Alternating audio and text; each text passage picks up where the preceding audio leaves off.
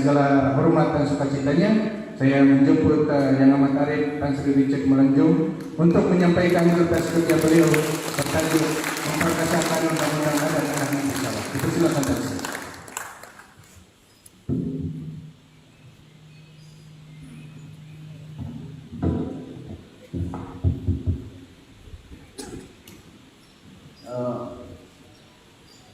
Bisa dengar mau suara lebih ya. Bagaimana ini? Selamat pagi kepada semua. Pertama khasnya kepada yang berhormat Datuk Mui. Orang kata yang berbahagia, tapi yang mestinya panggilnya sebagai yang berhormat, dia mesti wajib kan. Dan juga yang berbahagia Sina Gempok. Maka rasanya jalan yang lain dengan untuk diri dia. Kami pun bukan salah juga, karena kami menangkap, mengamuk kami dengan jalan patah kami. Pada saya terpecah juga dan pagi ini dan Datuk dan Datin dan Justin dan Justinnya dan tidak dilupakan Charles Admission penyelenggara program ini dan pada semua OPK, KN, ketua JPK kan ada bukan nama saya KN yang dapat edisi dan sebagainya. Dulu kita tahu JPK, jadi itu. Jadi pagi ini saya pun pada penganjur, terutamanya bagi Datuk. Oleh karena inilah sebelumnya ada anjuran seperti ini dan tanya kepada kedamaian, dan saya harap ada lagi percayaan seperti ini dia dapat dianjurkan di lain-lain kawasan, terutamanya kawasan di mana orang kita berada. Ya. Yaitu orang kata kerajaan dusun mulut dan ABC, siapa sudah bingung. Lebih baik kalau kita bersatu dan manggil kita sebagai orang Momogun, bukan keindah. Momogun dusun, Momogun kerajaan, Momogun mulut. Dan itulah sampai kita punya atap Momogun. Tuan-tuan dan puan-puan, mungkin ada sedikit, tapi kita terus berpikir baik. Adakah kita memilih bangsa kita ABCD ataupun satu saja Momogun? Nah, ini satu perbincangan dan ada juga kaitan dengan adat dan budaya kita. Jadi pagi ini akan kalaulah kita bantahan, tuan-puan akan memanggil semua tuan-tuan ataupun lain. Kenapa ini? Ada protes kan? Silakan. Lain pada tukang KDM Indonesia akan memanggil kaum kita sebagai Momogun. Harap tuan-tuan tidak ambil sakit hati ya. Oleh karena di sana daripada KDM lah ABC lah. Jadi daripada itu bahasa Will pun dikuasai di pagi ini ya, yang campur dengan dusun, kerajaan dan Melayu juga. Dan harap kita boleh buat satu perbincangan yang berkesan. Dan lepas ini saya tidak berucap panjang, harap ada soal jawab ya kemudian, dan tolonglah tanya soalan yang munsabah, jangan saya tanya pasal kawinnya. Kawin itu kita boleh berbincang ke belakang. Jadi kebiasaan orang tanya pasal ada kawin berapa istri yang boleh angkat. Ini lain cerita. Lain hari kita boleh bincang. Hari lepas itu kita ada itu. Dan ini kawasan Kota Belud ya. Kawasan Kota Belud ini sebetulnya adalah satu kawasannya yang di mana ramai orang menggunakan khidmat Mahkamah Anak Negeri. paling banyak daripada orang tua saya ialah kota Blud diikuti dengan Tanam. Jadi dari itu saya lihat ramai orang kita menggunakan mahkamah negeri ini, dan ada satu ketika di mana saya pun terkejut. Ada pula di kota Blud ada yang ada rungkang. Mungkin saudara tahu kan, ada rungkang. Ada yang kamu tahu ada rungkang? Ada yang tahu? Ada rungkang ini kalau dinampang dan di kawasan lain hanya si istri yang akan jaga kalau sakit. Di kota Blud ini pula si suami pun harus dijaga oleh si istri. Walaupun si suami itu mungkin ada 2-3 stesen sebelum itu. Dan kalau tidak, si suami itu boleh menyemang si istri itu. Kenapa dia tidak dijaga oleh istri pertama? Ada tungkang. Dari kota Blud pertama ada keputusan kami buat mengatakan ada tungkang ini adalah ada kasam kawasan dan budaya orang Mongol. Jadi itulah sebab dalam pandangan saya kota Blud ini penting sekali dengan dalam mempraktikal tadi menjalankan adat dan budaya Mongol. Jadi tuan-tuan dan perempuan, soalan pertamanya sebelum saya mengatakan bagaimana kita memperkasakan adat dan budaya kita ya. Pertama dulu kita tanya satu soalan. Siapakah orang anak negeri? Siapakah orang itu boleh dikatakan seorang anak negeri? Ataupun kalau bahasa Inggris native. Dari ataupun orang asal.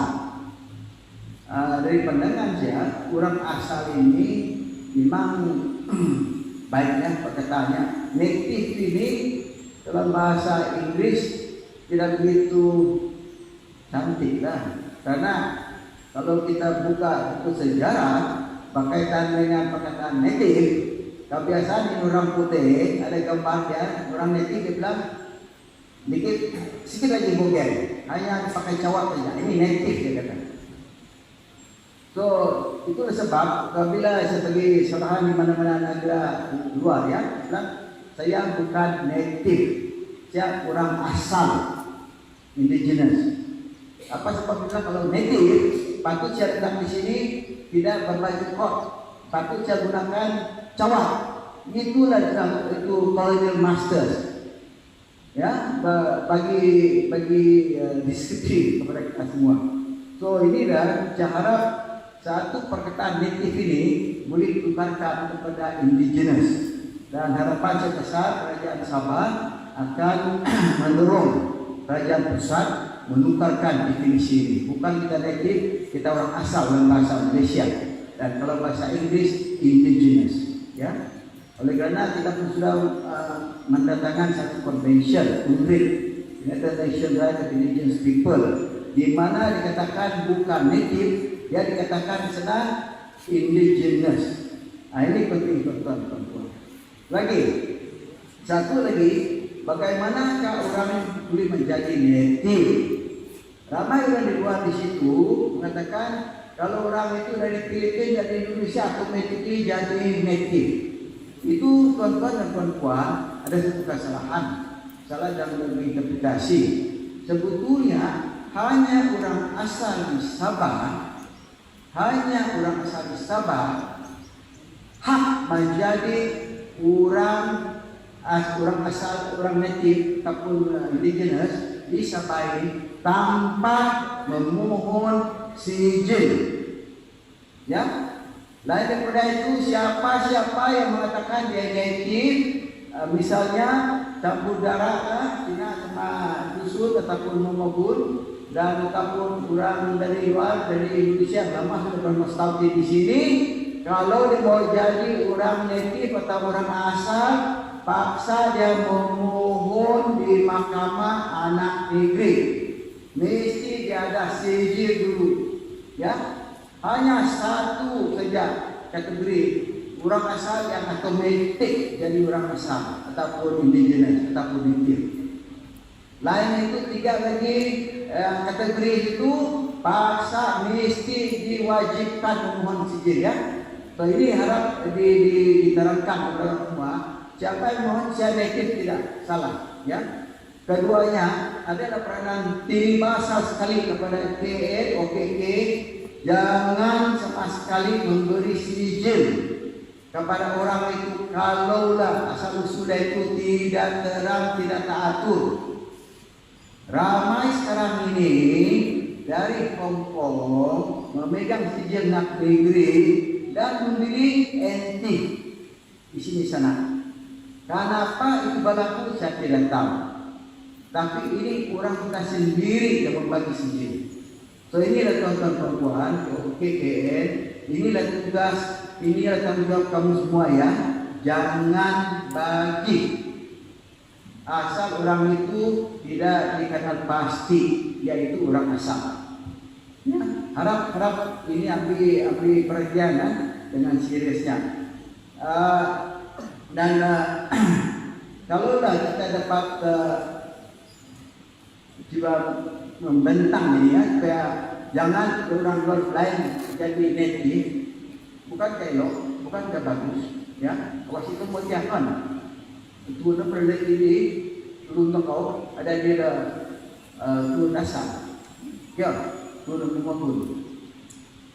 Tapi nu karena suara 2-3 ringgit anu ada sijil ambil awas ini nah. Ya bang, jadi harap-harap menaik kembali ini nanti tanggung penting sekali ya. Nah tentu ada kau kena sijil kepada siapa-siapa ya. Jadi ramai orang cakap apa yang dipot ini makam kampung kan. Sebetulnya ketua daerah, ketua anak negeri ya, kuasa mereka tetap ketua kampung pun basar. Saya tidak tahu kenapa kerajaan dahulu ini tidak mengambil langkah untuk memastikan undang-undang di bawah Ordinance Pentadbiran Ruang Bandar, Rural Administration Ordinance. Ada di situ berapa bab, berapa section yang memberi kuasa kepada OKK, ketua anak negeri, kepada ketua kampung. Bahasa kuasanya, satu dari kuasanya ialah menegak orang luar masuk kampung kita. Kamu ada hak, kamu ada tanggung jawab. Di bawah undang-undang itu boleh mengetahui siapa yang boleh masuk kampung kita, siapa yang tidak boleh masuk kampung kita. Inilah undang-undang ini. Kenapa undang-undang ini tidak di-highlight, tidak dibagi tahu kepada KN, OKK bila mereka ambil alih jawatannya, tidak diberi penerangan seperti saya tidak tahu kenapa. Jadi saya harap ya itu sebagai Menteri Luar Bandar ya, Pembangunan Luar Bandar. Ini penting sekali. Rural Administration Ordinance seharusnya dibuat kembali dan digunakan sepenuhnya. Ada provision di situ yang memang tapi semua orang kasih tidur. Saya tidak tahu kenapa. Ya, ini. Tidak tahu berapa tahun sudah menempatkan. Kuasa KN, OKK termasuklah menangkap orang kan. Itu ada kuasa itu. Kalau lebat apa-apa di dalam kawasan kita. So itu kuasa memang besar. Ya, dan banyak tugas-tugas. KN, OKK semua dan ketua kampung. Banyak tugas-tugas bukan saja membicara. Tugas membicara itu kecil saja. Yang paling besar ialah pentadbiran, menolong wakil rakyat, kerajaan mentadbir kuasanya. Itulah tugas saya yang besar, teman-teman. Agak ini kuasa ya, menjalankan kuasa di bawah ordinary itu. Kenapa tidak di-highlightkan, tidak diutarakan? oleh kerajaan dahulu, saya tidak tahu. So, kami kita harap semua lah ya. Lain hari kalau udah kerajaan warisan kembali memerintah. Kalau kembali memerintah, kita mau satu pengisytiharan bahwa ordinan ini bagi nyawa semula, ya, kepada semua. Bagilah kuasa kepada KN, bagilah kuasa kepada OPG semua. Kenapa ini kuasa ini ditapuk? Kenapa? Ini yang kita mau tahu. Oke, tuan-tuan dan puan. Lagi satu lagi yang penting kita tahu ini. Ada orang mengatakan adat ini adalah terbiar di kampung saja lah, di kawasan tadi banjir di luar bandar kampung. Tidak. Adat dan budaya ialah sebagian undang-undang Malaysia. Itu termaktub di dalam pelembagaan persekutuan. Undang-undang artinya di Malaysia termasuk undang-undang adat, dan kebudayaan kita. Kalau undang itu dari England misalnya ya, dan data dibawa di sini, kalau itu tidak bercanggah dengan adat kita, undang-undang itu harus ditolak. Itu kekuatan adat. Kuatnya, ya. Undang-undang kita termasuk adat, dan kalau ada di luar itu tidak bercanggah dengan adat kita, ditolak. Ingat ya, itulah sebab penting tuan-tuan dan puan, mesti kita memperkasakan adat, undang-undang adat kita. Mesti kita memperkasakan budaya kita. Kalau undang-undang adat kita hilang, kalau budaya kita hilang, apa identiti kita? Macam mana lagi orang tahu ini kaum Mongol, kaum apa? Kalau tanpa undang-undang adat, kalau tanpa kebudayaan, itulah sebab tuan-tuan dan puan-puan, walaupun agama Islam ada rasmi, dan sebetulnya apapun perbuatan mesti sejajar dengan ajaran Quran, ya, syariah.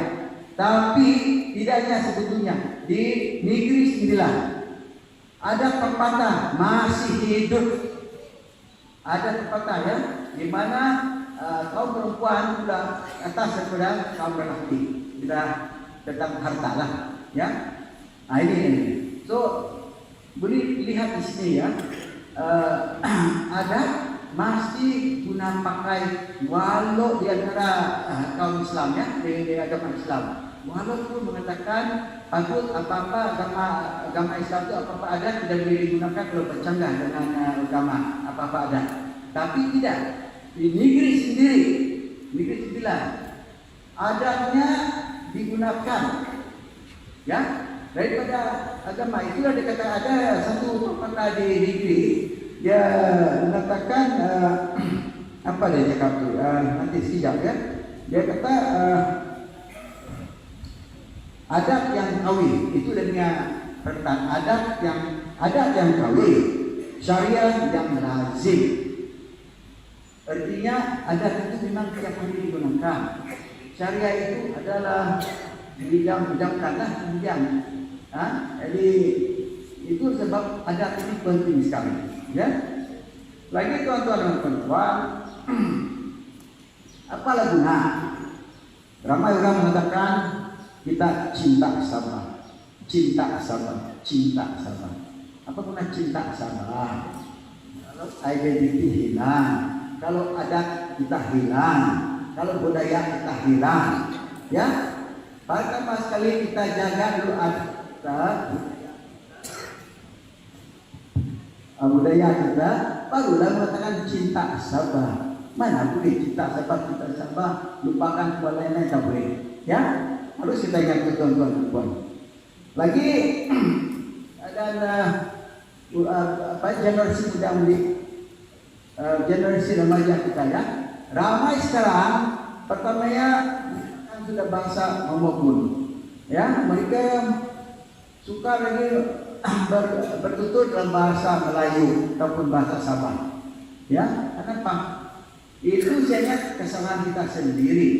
kita sebenarnya sudah tua sedikit, patut mengajar generasi kita dalam bahasa ibunda. Air kurang sih. Kadang-kadang malu juga tahu. Budak-budak kita pergi Kuala Lumpur dan bila mereka pergi Kuala Lumpur terus mengambil budaya yang macam di situ.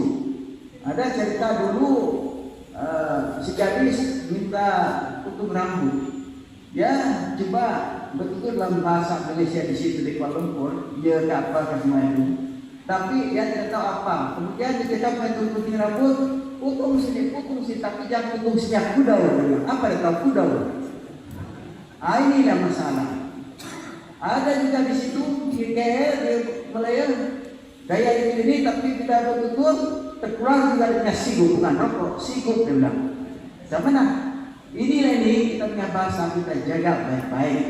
Apalah guna mengambil budaya lain orang ataupun bahasa lain orang tanpa kita tahu mengenali atau mengetahui bahasa kita sendiri. Ya, saudara perempuan ini penting sekali untuk memberi pengetahuan kepada generasi muda.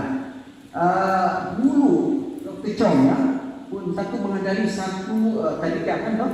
Satu tadika di mana budak-budak kecil itu diajar dalam bahasa dusun, bahasa Mongol. Tapi oleh kerana kangkangan duit dia tidak dapat meneruskan program itu.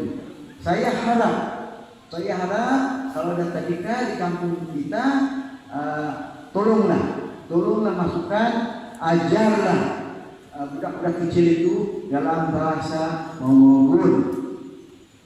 Ya, ajarlah. Oleh kerana lebih banyak bahasa budak itu tahu, lebih baik, lebih pandai, lebih cerdik, lain-lain. Jadi lagi pula penting sekali juga kita menjaga budaya kita. Misalnya kita tahu tahun berlebih. Ada lagi kat sini kalau itu bulan Kadangtalang oleh Talor, ada kampung Legong. Masih ada. Ya, itu satu kebudayaan, satu adat kita juga. Dan kalau ada Talor dalam bulan kita pukul gong sama pukul malah gandang dan semua itu kan. Itu budaya kan. Saya ingat dulu kalau kampung siapa itu tidak turut memukul gong, jangan ada dendam. Itu berarti itu satu adat kita. Itulah tuan-tuan, harap di kuliah seperti begini dapat diperkasa ataupun dapat lagi diteruskan. Jadi bagaimana kita terus memperkasakan adat resam kita atau adat native kita ataupun orang asal kita dan budaya. Siapa pendapat tuan-tuan? Dua caranya ya. Pertama di segi pentadbiran, keduanya di segi perundangan ataupun penghakiman. Sekarang ini masalahnya dua-dua pun campur. Itulah sebab OKK KN hari ini dia gunakan satu topik sebagai pentadbir. Esok kemudian dia ambil topik baru, dia duduk sebagai hakim. Itu saya cuba cenggah. Tidak begitu tidak ringan kalau orang cakap di pasar kan. Ya, dan saya harap kerajaan yang akan dilantik dan memang kita semua pun kerajaan siapa harap itu masuk di mana mahkamah anak negeri ini ataupun jawatan ketua anak negeri ini dibagi dua. Ada yang akan teruskan sebagai KN, OKK, tapi tugasnya hanya pentadbiran. Dan pentadbiran ialah termaktub semua di bawah koordinat pentadbiran luar bandar yang saya sentuh tadi ya. Di bawah di situ boleh banyak kerajaan. Dengan cara begitu KN yang sekarang duduk ini pun jangan takut ya, jangan risau. Kamu tidak kehilangan kerja, memang ada. Tapi tak payah duduk sebagai hakim. Masalah sekarang ini lantikan KN ya ada lantikan politik kebiasaannya, ya, dan juga tidak begitu fasih mungkin dalam undang-undang. Macam mana jadi hakim? Hari ini dapat teguran, dia ikut parti, esok dia dulu sampai hakim. Kalau orang itu depan kita itu tidak sehaluan dengan kepercayaan dalam politik, macam mana? Adakah kita boleh bagi dia keadilan yang sebetul? Tidak adilnya. Oke lah, itu KN peradilan itu tidak ada masalah. Itu masih tertakluk kepada lantikan YB siapa ataupun kerja. Itu berapa? Yang saluran kedua, kalau boleh lah, dan saya harap ini adalah satu pendekatan yang baik.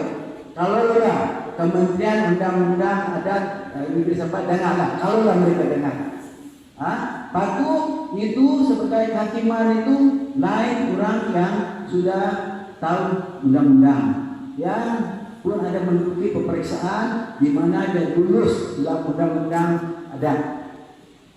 Ya, baru dia boleh dilantik sebagai hakim mahkamah tinggi ataupun mahkamah asal indigenous court. Ya, dan kemudian jawatannya itu pun tidak boleh dimasukkan sewenang-wenangnya. Lantikan itu adalah lantikan terus yang tetap, ya, tidak lagi tertakluk kepada budi bicara YB, tidak lagi tertakluk kepada budi bicara kerajaan. Ini yang kedua itu, dan ada sistem dia yang lebih baik.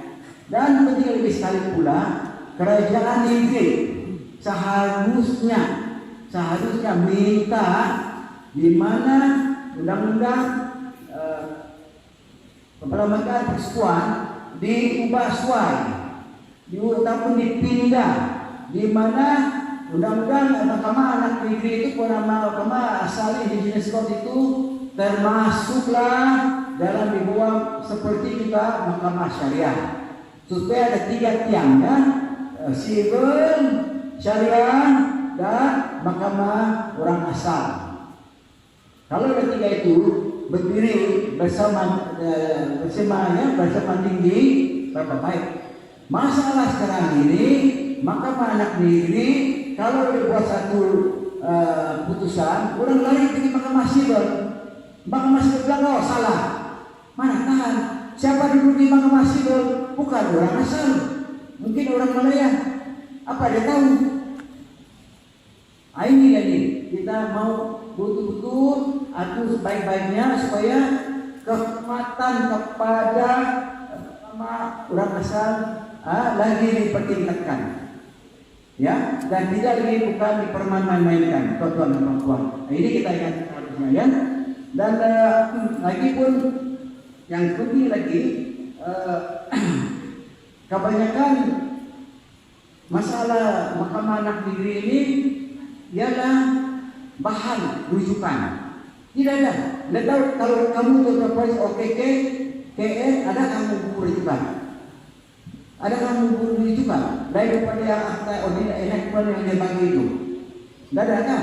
Patut ada buku rujukan di mana KN, OKK boleh baca apakah ketentuan undang-undang, ya.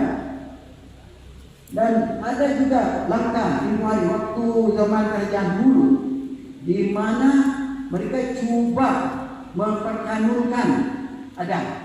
Boleh tak kita memperkanunkan adat? Ada kedamaian yang mungkin berlainan daripada adat kesukaan. Mana boleh dikanunkan? Ini yang saya tidak suka.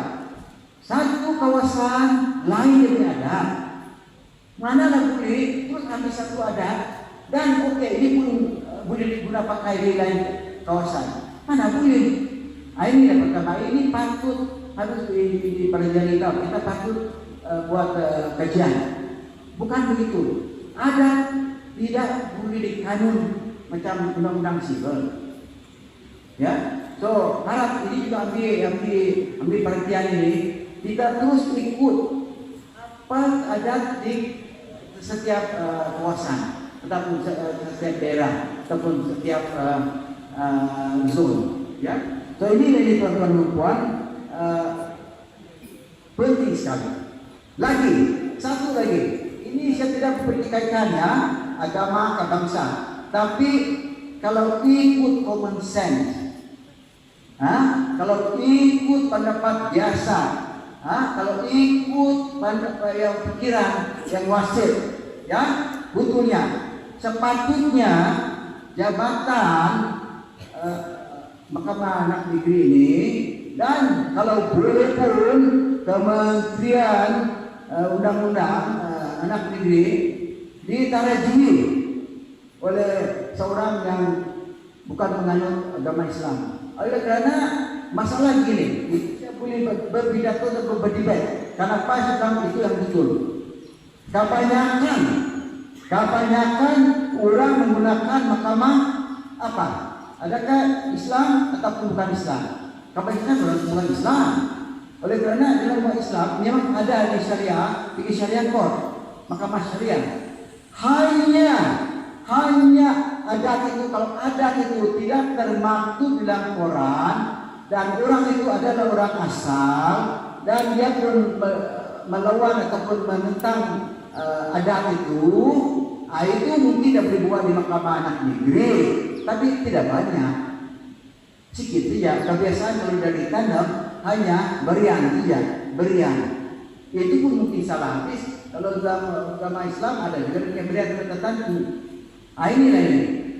Ya, tapi kalaulah misalnya sekarang, kalaulah saya bukan Islam, saya coba mengetuai mahkamah syariah, adillah, tidak ngangan, tidak sepatutnya. Habis mana saya tahu apa-apa, kan lain. So inilah penting sekali ini lagi. Harap kerajaan baru yang akan dipilih dalam hal lagi mengambil kira perkara ini. Lama sudah saya cakap berapa kali ini. Dulu saya pernah bercakap di KK, di depan Ratu Mek dan sebagai menteri-menteri. Mereka sama takut cakap, sama tidak mau cakap. Kenapa bilang takut? Apa takut? Ini kenyataan yang butuh. Ini adalah satu kenyataan. Kalaulah mahkamah itu kebanyakan majoriti menggunakan mahkamah itu bukan orang Islam atau ditarikui dengan orang bukan Islam, barulah tahu. Kenapa begitu? Saya boleh marah betul, kita tidak boleh. Tapi mana aja saya baru mau dengar. Kalau kita punya menteri itu diam-diam itu salah. Ini ya. Harap kita punya wakil rakyat, kita punya menteri memohon bisik-bisik lah. Kalau waktu musyawarah itu bisik-bisik minta begitu. Kenapa tidak? Ya, di Sarawak tonton perempuan orang yang bukan Islam menyetujui mahkamah mereka. Begitu. Saya seorang yang konsultan. Itulah sakit hati istri juga. Bisa apa? Dia orang lelaki saya konsultan. Bukan dia minta lah, tapi dia tidak pilih. Di Sarawak, kerajaan Sarawak cari saya menjadi konsultan mereka dalam hal-hal undang-undang negeri. Tapi di Sabah tidak boleh. Tidak tahu kenapa. Mungkin sebagai pendapat itulah permintaan dia. Boleh tapi asal gitu. Ini permintaan ini bukan permintaan musyawarah. Bukan kita minta permintaan yang keterlaluan, tidak. Kita minta permintaan yang musyawarah, yang adil, itu saja. Ya, saya harap ya, kapan kita yang mau jadi calon pilihan raya ini masukkanlah manifesto kamu. Ya, kalau mau undi orang maupun, ya, kalau mau undi orang maupun. Harap dia mikir ya. Habis penting ini, penting. Jadi tuan-tuan dan perempuan ada ilmu. Mereka pun sudah buat ilmu. Kalau berpikir keke, ilmu itu cantik. Tahun 2006 saya ada pergi satu jadangan. Waktu belum lagi ada imam. Waktu dalam mesyuarat kita ada komisi di atas. Kali semua dulu itu sudah ada tangan. Waktu itu ketua daerah semua ada tangan. Dan mencadangkan saya katakan masalah ada kita tidak ada tempat atau pusat di mana KN boleh dapat kursus tertentu. Mesti kita ada satu institut. Saya mengatakan begitu. Malam itu terus Datuk Pari datang. Dia bilang 10. Tapi tahu apa selama-lama dia tidak buat? Dia tidak buat apa? Tentu akan bikin. Ada prinsip di situ. Tapi dari datang si Tuan kasih dari sini. Tapi daripada pasti ya dia belum lagi jadi gaji apa gajah putih mungkinnya. Jadi harapan terjadi gaji gajah putih. Itu masalah itu. Habis betul ada di situ. Tapi adakah dia berfungsi seperti yang diidamkan? Ya, adakah berfungsi sebetul-betulnya? Adakah pengalaman di situ? Adakah kursus dari itu? Apa guna ada bangunan megah tapi kandungannya zero atau kosong? Ini lagi nih. Cara bangunan ilmu itu dan itu pun daripada usaha kasih penelitian waktu dia menteri lagi di Terengganu. Ya, beliau dapat 100 juta, tapi tengah jalan ada juga orang ambil sedikit keluar. Akhirnya sedikit kita dapat. Ya, dan sebetulnya duit itu 1 juta itu semua kawasan ada mahkamah negeri. Akhirnya hanya 10 kan yang kena dibina atau 15. Siapa tidak tahu kenapa? 6 saja. Padahal duit itu sebetulnya khas untuk membina mahkamah negeri di setiap daerah. Itu pun hilang. Inilah ini tuan-tuan, kita harus ingat baik-baiknya. So, saya harap kerajaan baru yang harap tuan-tuan dan puan-puan, pemilih yang sewajarnya dapat memberi satu janji kepada kita. Kita memohon. Janji itu ialah mahkamah negeri atau mahkamah jenis orang besar ini akan diterjui dengan orang yang dimana majoritinya pengguna, ya, dan bukan orang yang tidak menggunakannya. Harap ini dapat terus diambil kira, ya, ambil perhatian. Karena saya tidak khawatir di mana Datuk Iwan mungkin ambil, siapa nampaknya sudah mengambil nota dan kita tunggulah, ya. Selepas 26 September. September. Oke, lagi tuan-tuan dan puan-puan, saya pun sudah katakan tadi apakah tugas-tugas Netflix semua itu, ya. Dan saya tidak mengambil masa panjang habis. Ya, tim ini untuk Chong pun sudah bersedia. Jadi lagi satu saja yang penting sekali. Tuan-tuan dan puan-puan, sebagai TN OKK kita pun ada tanggung jawab menjaga kebersihan kampung, kebersihan kampung, kebersihan kesehatan rakyat. Itu sebab harap-harap tuan-tuan dan puan-puan kan bagi tahulah rakyat kita semua tak payah lagi handshake, berjabat tangan. Jangan berjabat tangan. Asal senyum sudah cukup, jangan berjabat tangan. Apa handshake tidak boleh lagi gitu, ya. Itu penting sekali. Kalau tidak mungkin COVID-19 datang menghantam kampung kita, ya. Ini yang penting, ya, bagi tahu orang saya sudah cukup yang handshake, tidak boleh lagi handshake ataupun berjabat tangan. Oke? Nah, ini satu tugas yang harus diambil perhatian. Jadi sebagai ulasannya, apa undang-undang yang harus kita ubahkan ataupun ditukar ataupun ya diubah? Undang-undang Perlembagaan Persekutuan harus kita mau buat, ya. Definisi native, definition interpretation definition native ordinance harus kita tukar. Oke? Lagi pula mungkin kita tukar administration ordinance, ya, boleh diperbarui. Juga undang-undang ordinance tanah dan sebagainya. Ini semua ini, dan kalau kita mau bertambahkan ataupun tingkatkan adab kita dan agama kita, inilah undang-undang ini harus juga dibahas dahulu, ya. Harap-harap itu. Jadi tuan-tuan dan puan-puan, inilah satu harapan saya, dan supaya kerajaan kita ambil kira semua ini dan tugas kita penting sebagai penutup ya, sebagai penutup. Dan kalaulah saya ditanya, inilah pesanan saya kepada tuan-tuan dan puan-puannya,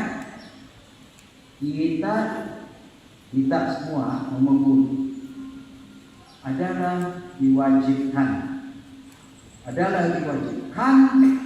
membendung adat dan budaya kita. Tidak guna menang-menangkan kami cinta Sabah kalau kita tidak jaga adat dan budaya kita. Dan tuan-tuan dan puan-puan, jangan lagi benarkan ulang luar kencing di atas Gunung Kinabalu kita itu. Dulu kita sudah ingat, apabila dong kencing apa terjadi? Dong berbunyikan. Saya tahu orang saintifik bilang tidak betul, tapi ini kebetulannya kita punya kepercayaan. Karena gunung itu adalah gunung penting kepada kita, bukan sekarang tapi akhirat.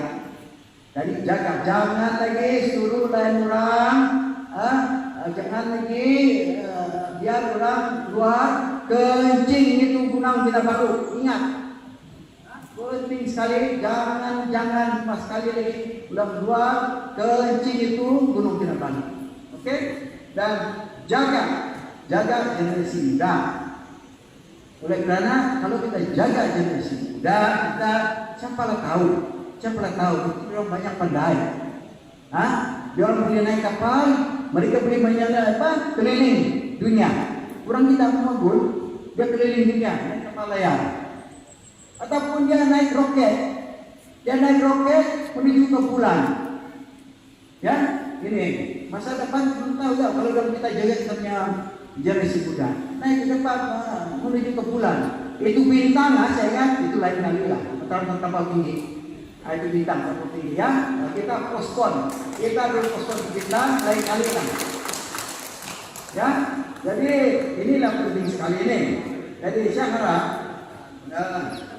tuan-tuan dan puan-puan tahu macam mana menjaga adat kita. Jadi dengan itu saya terima kasih kepada pihak penganjur dan pihak tuan-tuan puan-puan menghadiri. Minta maaf saja lah ya kalau ucapan saya sedikit dan boring, tapi inilah masalah. Kalau sudah telepon bercakap dengan adat dan budaya mengumpul terus panas, itu badan panas. Ya, ini belum minum lagi. Kalau sudah minum lancarkan. Ya, saya nilai tuan-tuan dan puan. Ada kalau kita minum ramai ini dengan pusat dengan kata ini sudah. Oke, terima kasih tuan-tuan dan puan.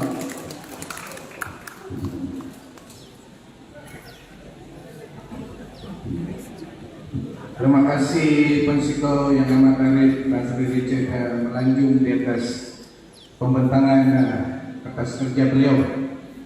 Sesi soal jawabnya kita buka nanti selepas kertas kedua. Tapi saya ingin mengambil kesempatan ini untuk memberi respon satu dua.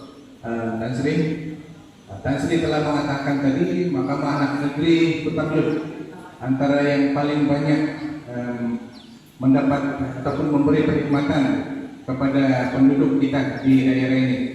Dan salah satu yang mendapatkan perkhidmatan di mahkamah ini adalah saya sendiri. Karena saya selalu mengatakan kita mesti memperkasakan Mahkamah Anak Negeri dan Undang-Undang Adat Negeri. Jadi apabila saya mendaftarkan perkawinan saya mendaftarkan di Mahkamah Anak Negeri Kutablut.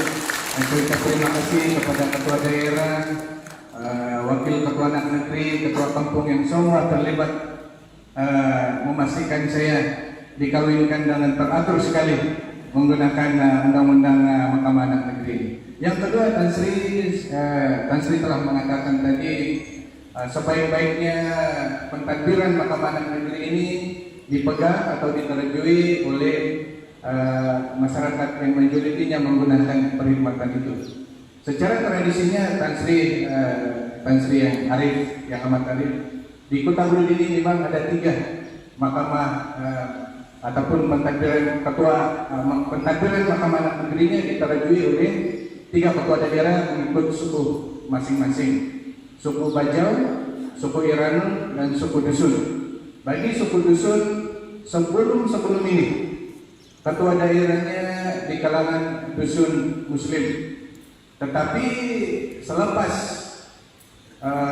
penduduk Kadamayan memberi mandat kepada saya dan memberi mandat kepada YB Munira, dan kita berbincang seelok-eloknya, kita telah memecah tradisi itu dan melantik ketua daerah suku dusun itu dari kalangan dusun bukan Islam.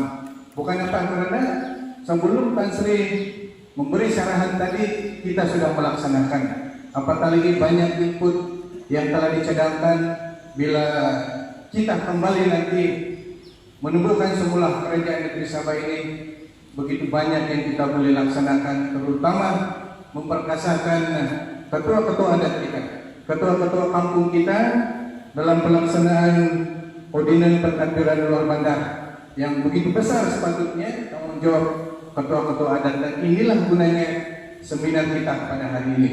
Seterusnya, tuan-tuan dan puan-puan yang saya hormati, kertas kerja yang kedua ini saya dengan segala hormat dan sukacitanya menjemput yang berbahagia Dr. Chong In Leong untuk menyampaikan kertas kerja beliau berkenaan dengan peranan ketua-ketua adat di dalam menangani masalah pendatang asing tanpa izin. Persilakan.